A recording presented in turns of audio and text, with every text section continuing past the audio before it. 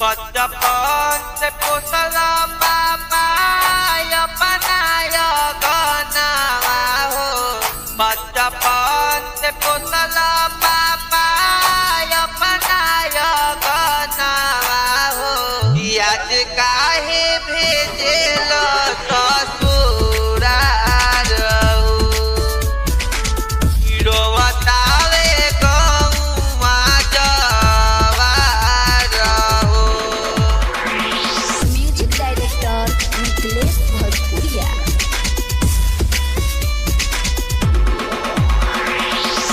बेटी बेटी कही के पापा गोदिया खेलवल हो। रोज कही धिया होई हमार हो। अंजुरी से भर